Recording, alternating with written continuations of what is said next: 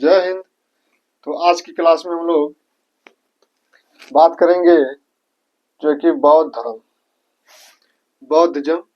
ठीक है, तो बौद्ध धर्म पर हम लोग अब चर्चा करेंगे। इससे पहले हम लोगों ने जो कि पॉलिटी आपको चला रहे हैं, मध्यकालीन चला रहे हैं आपको, और आधुनिक इतिहास और स्टैटिक जीके का भी आपका ये चल ही रहा है। तो हम लोग जो है कि आगे कहाँ, बौद्ध धर्म। बौद्ध धर्म में हम लोग देखेंगे कि जो एग्जाम है, आगामी जो वैकेंसी आने वाली है, आएंगी। आप जो है कि तैयारी को जारी रखें, आएंगी वैकेंसी। ठीक है, आएगी, आप जो है कि तैयार रहिएगा। तो हम लोग जो बात करेंगे प्रमुख जो है कि देखिए, आपको बौद्ध धर्म इतना डीप में पढ़ने की कोई जरूरत नहीं है, क्योंकि आपका वनडे एग्जाम आपको क्वालिफाई करना है। ठीक है, तो हम लोग जो है कि उतना ही पर हम लोग चर्चा करेंगे जितना कि एग्जाम में प्रश्न रिपीटेड होंगे, और हम लोग बौद्ध धर्म को कवर कर लेंगे। एग्जाम, आगामी एग्जाम है, पुलिस का एग्जाम है।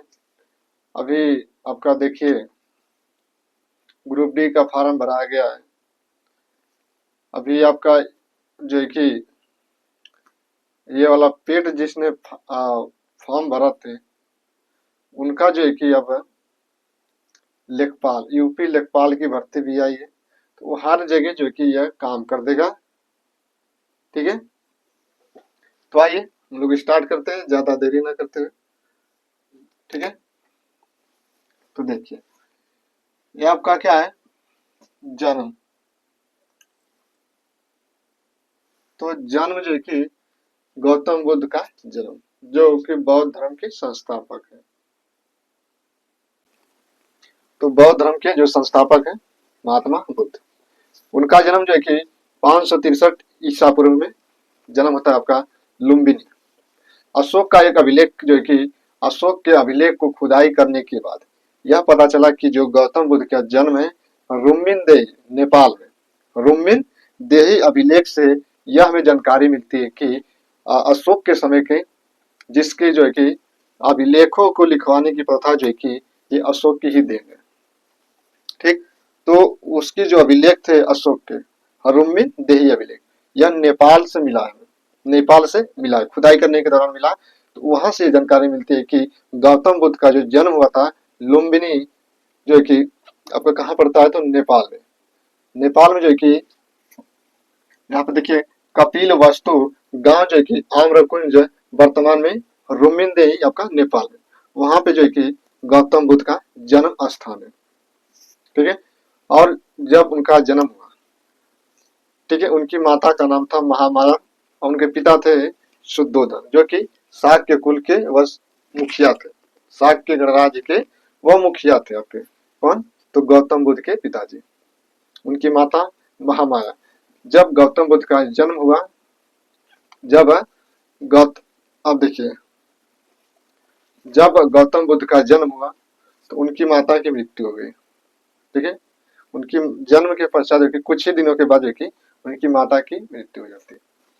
अब उनका पालन पोषण कौन करेगा, तो उनकी जो है कि माता मौसी, प्रजापति गौतमी उनकी मौसी लगती थी। उन्होंने जो है कि गौतम बुद्ध का पालन पोषण जो है कि कर दी। पालन पोषण करने के बाद जो है कि गौतम बुद्ध की आयु लगभग जो है कि 16 साल के हो गए, 16 ईयर के जो है कि वह हो चुके थे, और 16 वर्ष की आयु में जो है कि गौतम बुद्ध का विवाह हो जाता है। ठीक, गौतम बुद्ध का विवाह होता है। विवाह हो जाता है तो उन्होंने घर को त्याग दिया, उन्होंने सत्य की खोज करने के लिए जो है कि गृह को त्याग दिया। पहले तो अपने साम्राज्य में ही घूमते थे। उनके पिता जो है कि शुद्धोधन उन्हें जो है कि राज्य से बाहर नहीं जाने देते, क्योंकि उन्होंने जब बुद्ध जी का जन्म हुआ था तो उसी समय जो उन्होंने ऋषियों को बुलाकर उनकी जो कि जन्म कुंडली को दिखवाए थे, उनके भविष्य को दिखवाए थे।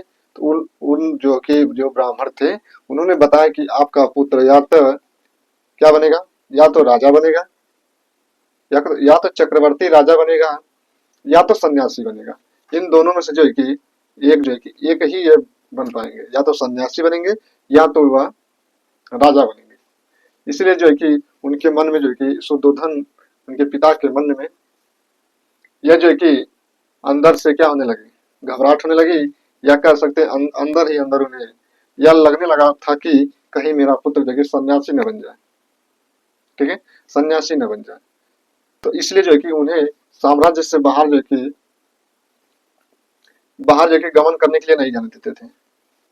उन पर जो है कि विशेष ध्यान रखते थे वो शुद्धोधन, क्योंकि उन्हें भविष्यवाणी जो है कि इन्होंने पता लगा ली थी कि मेरा पुत्र क्या बनेगा, ठीक है।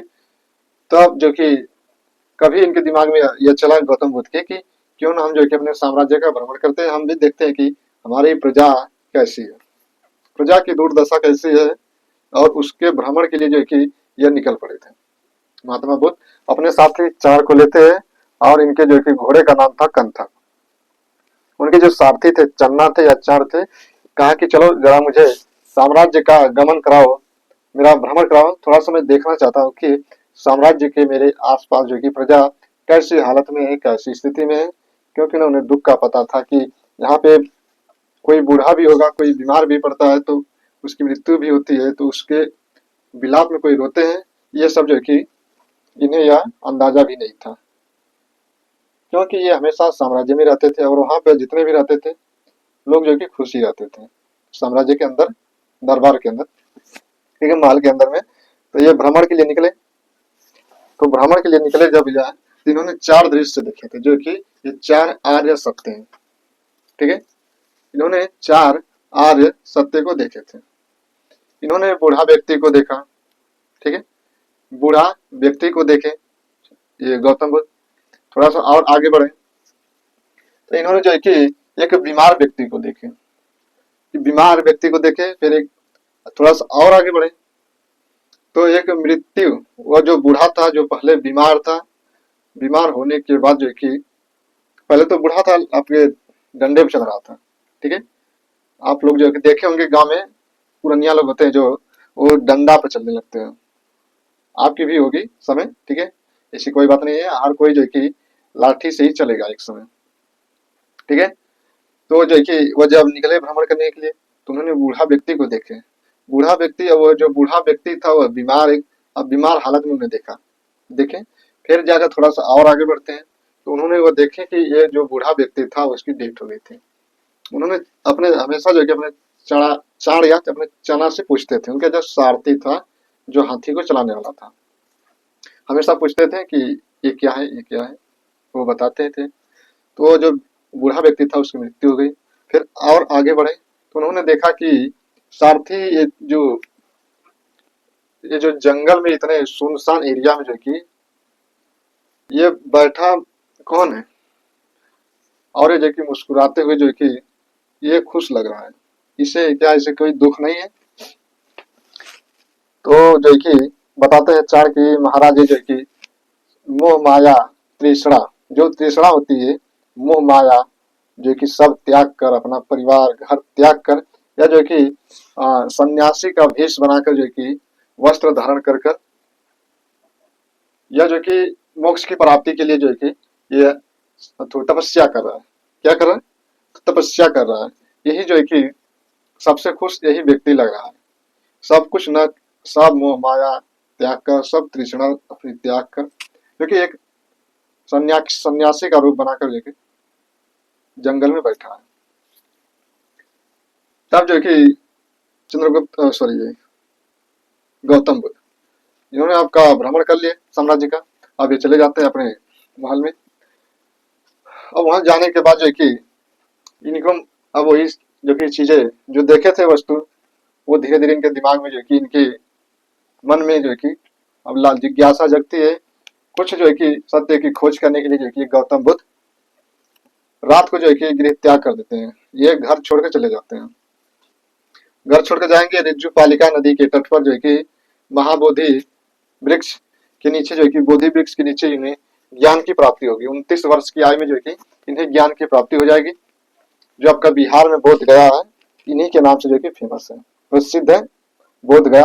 और वहां पे जो है कि बोधि वृक्ष के नीचे जो है कि इन्होंने ज्ञान प्राप्ति की, तपस्या करने के बाद रिज्जु पालिका नदी थी, ठीक है, इन्हें जो है कि वहीं पे ज्ञान प्राप्ति होती है। अब ज्ञान प्राप्ति होने के उपलक्ष्य में जब इन्हें ज्ञान की प्राप्ति हो गई तो बौद्ध धर्म में एक जो है कि ज्ञान प्राप्ति हो जाने के बाद जो है कि उसे जो है कि इस घटना को कहा जाता है कि देखिए क्या कहलाता है, पहले तो गृह त्यागेंगे तो वह घटना बौद्ध धर्म में महाभिनिष्क्रमण कहलाते हैं। महाभिनिष्क्रमण, जब इनकी मृत्यु हो जाएगी तो महापरिनिर्वाण, महापरिनिर्वाण कहलाता है। जब इन्होंने प्रथम उपदेश दिए तो इस प्रथम उपदेश तो सारनाथ में देंगे, या मृगदा उसे कहिए, या ऋषि पत्नम, ठीक है, ऋषि पत्नम में जो है कि अपना प्रथम उपदेश देंगे तो वह जो है कि कहलाता है धर्म चक्र प्रवर्तन, ठीक है। ये जो है कि बौद्ध धर्म की घटनाएं कुछ है। तो जो है कि ये घर छोड़कर चले जाते हैं हम लोग आगे। 16 साल की वर्ष में जो है कि इनकी विवाह हो जाता है और इनकी पत्नी थी यशोधरा, क्योंकि कोल्य गणराज्य की कन्या थी। इनके पुत्र का नाम था राहुल, पुत्र का नाम राहुल, और इनके घोड़े का नाम मैंने आपको बता ही दिया जो है कि क्या था, कंथक। कंथक इनके घोड़े का नाम था और इनका सारथी का नाम था चाण। और इनके जो शिष्य थे आनंद और उपाली। आनंद जो है कि इनके प्रिय शिष्य थे आनंद, और आनंद के कहने पर जो है कि बौद्ध धर्म में महिलाओं को भी इसमें प्रवेश मिल गया। बौद्ध धर्म में जब तक महिलाएं नहीं थी तो इसमें जो है कि बौद्ध धर्म अच्छे बेहतरीन ढंग से चल रहा था, लेकिन जब बौद्ध धर्म में महिलाओं का प्रवेश हुआ तो जो है कि बौद्ध धर्म का पतन भी हो जाएगा, ठीक है। गौतम बुद्ध नहीं चाहते थे कि बौद्ध धर्म में महिलाओं का प्रवेश हो। भाई जब प्रवेश नहीं होगा तो इसका जो है कि इसका विस्तार कैसे होगा, इस धर्म का विस्तार कैसे होगा। गौतम बुद्ध नहीं चाहते थे कि इसमें जो है कि महिलाओं का प्रवेश हो, लेकिन महिलाओं का जैसे प्रवेश होता है इसमें जो है कि बौद्ध धर्म का पतन भी यहीं से स्टार्ट हो जाता है, ठीक है। तो ये जो है कि घोड़े आप देखिए शिष्य थे आनंद और रूपाली। इनका प्रथम जो कि वर्षावास, बारिश का मौसम था, यह जो कि प्रथम उपदेश सारनाथ में देते हैं। तो सारनाथ में जो है कि यहीं पर जो है कि उनका प्रथम वर्षावास आपके जून जुलाई जो मानसून वाली महीना थी उसी समय जो है कि ये सारनाथ में रुकते हैं, प्रथम वर्षावास वहीं पे व्यतीत करते हैं। इन्होंने प्रथम उपदेश आपका सारनाथ में पाली भाषा में, और घटना क्या कहलाती है, धर्म चक्र प्रवर्तक। आप कभी जाएंगे सारनाथ में तो घूम लेना, उत्तर प्रदेश आपका सारनाथ में, वाराणसी जिला, ठीक है। तो आप वहां पर जब जाएंगे तो बौद्ध धर्म ने यहाँ पे 5 ब्राह्मणों को पहले जो इन्होंने ज्ञान दिए थे, ठीक है, 5 ब्राह्मणों को इन्होंने ज्ञान दिए। आप जाकर देखेंगे तो किनारे किनारे जो है कि यहाँ पर बाना लगा होगा गोल गोल, ठीक है। अगर यदि आप इसे घुमाते हैं तो यही जो है कि धर्म चक्र प्रवर्तन कहलाता है। आप ऐसे ऐसे जो है कि ये घूमता है, ठीक है, यह गोलाकार है और यह घूमेगा। इसको आप कभी घुमा कर वहां पर तो कभी जाना है सारनाथ में तो जो है कि यहाँ पर ये चीजें आपको मिलेंगे, ठीक है। तो यही जो है कि धर्म चक्र प्रवर्तन कहलाता है, ठीक है। तो यह जो है कि प्रथम उपदेश देते हैं और अंतिम उपदेश सॉरी अंतिम वर्षावास, अंतिम जो है कि मानसूनी जो मौसम थी, यह वर्षावास बारिश वाला जो मौसम था, अंतिम जो कि इन्होंने वैशाली में व्यतीत किए। अंतिम जो कि इन्होंने वैशाली में व्यतीत किए, प्रथम आपका सारनाथ में, अंतिम वैशाली में। और इन्होंने प्रथम उपदेश जब सारनाथ में दिए तो अंतिम उपदेश जो कि इनका जो है कि अंतिम उपदेश, ठीक है, जीवन का अंत जो है कि 483 BC में। और इन्होंने कुशीनगर जो है कि इनका जो है कि महापरिनिर्वाण हो गया। बौद्ध धर्म में मृत्यु को महापरिनिर्वाण कहा गया, ठीक है। इन्होंने सबसे ज्यादा उपदेश जो है कि श्रावस्ती में दिए, सबसे ज्यादा उपदेश श्रावस्ती में दिए हैं। और अंतिम उपदेश किसे दिए थे अपने शिष्य के, तो सुभद्र, सुभद्र को जो है कि अंतिम उपदेश देते हैं और इनकी मृत्यु भी हो जाती है। कहाँ पे, कुशीनगर में। कुशीनगर आपका उत्तर प्रदेश। पावापुरी में तो महावीर स्वामी जी का तीर्थ स्थल है और कुशीनगर में तो बौद्ध धर्म का तीर्थ स्थल है, ठीक है। इन्होंने अंतिम उपदेश सुभद्र को दिए और अंतिम सार्वधिक उपदेश श्रावस्ती में। लेकिन जीवन का अंत जब 483 ईसा पूर्व में हो रहा था तो इन्होंने जो है कि अंतिम उपदेश किस स्थान पर देते हैं, तो कुशीनगर में। और जो है कि इनकी मृत्यु भी कुशीनगर में होती है, कहाँ पर, तो कसिया गांव में, ठीक है। और इनकी जो भाषा थी ये पाली भाषा का उपयोग करते थे, लोकल भाषा पाली भाषा। ये संस्कृत में नहीं उपदेश देते थे, ताकि आम लोगों को जो कि पाली भाषा जब आई ना, पाली पहले देखिए संस्कृत भाषा थी तो लोगों को कठिन था, तो इन्होंने पाली भाषा को जो कि अपने प्रचार धर्म का माध्यम बनाया और इधर जो है कि झुकाव लोगों का अधिक हो गया। पाली भाषा लोकल भाषा थी और यह भाषा जो है कि आम जनता भी समझ सकती थी, इसलिए जो है कि बौद्ध धर्म का सबसे ज्यादा विस्तार होता है। ठीक है, तो बौद्ध धर्म के तीन स्कंद और त्रिरत्न और त्रिपिटक। त्रिरत्न भी है, त्रिपिटक भी है, यह जो है कि आप हमेशा ध्यान देना, क्योंकि जैन धर्म के भी त्रिरत्न है, जैन धर्म के भी त्रिरत्न है और बौद्ध धर्म के भी त्रिरत्न है।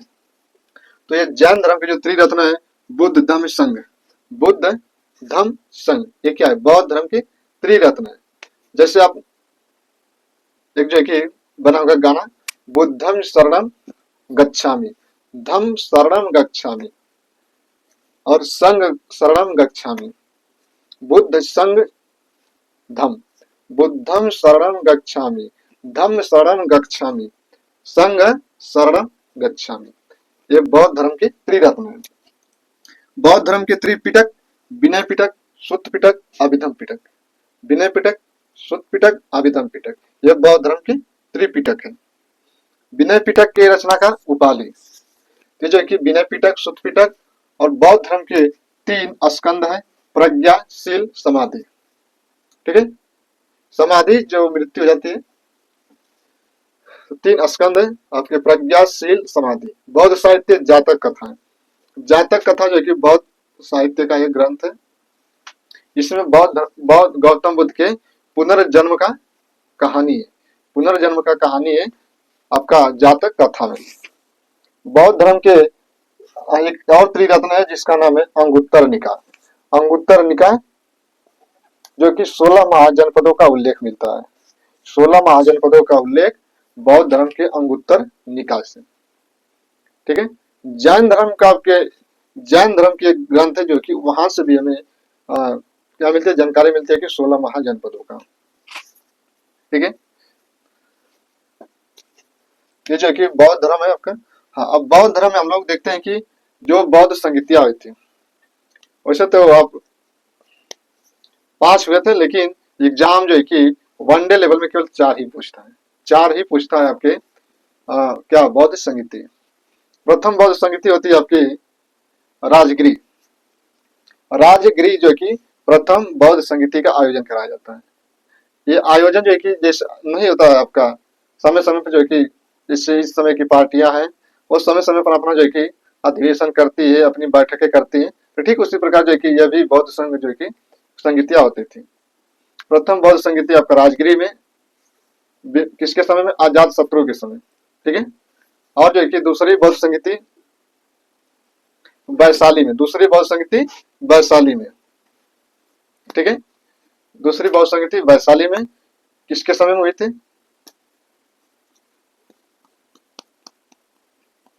ठीक है, तो दूसरी बौद्ध संगीति जो थी, इस समय जो है कि शासक कौन था? देखिए, एक जो आपका हो गया हर्यक वंश में। ठीक है, हर्यक वंश में, और एक हो गया आपका कालाशोक के समय, जो कि आपका कौन सा वंश था? तो एक कालाशोक के समय जो है कि वैशाली में हो गया। तीसरी बौद्ध संगीति आपका अशोक के समय होती है। ठीक है, और जो चौथी बौद्ध संगीति थी आपकी कनिष्क के समय, कनिष्क के समय अध्यक्ष, उपाध्यक्ष, उपाध्यक्ष अश्वघोष, और चौथी बौद्ध संगीति के जो अध्यक्ष थे तो वसुमित्र थे, वसुमित्र थे। और चौथी बौद्ध संगीति जो कि कुंडलवन आपका कश्मीर में आयोजित की गई थी।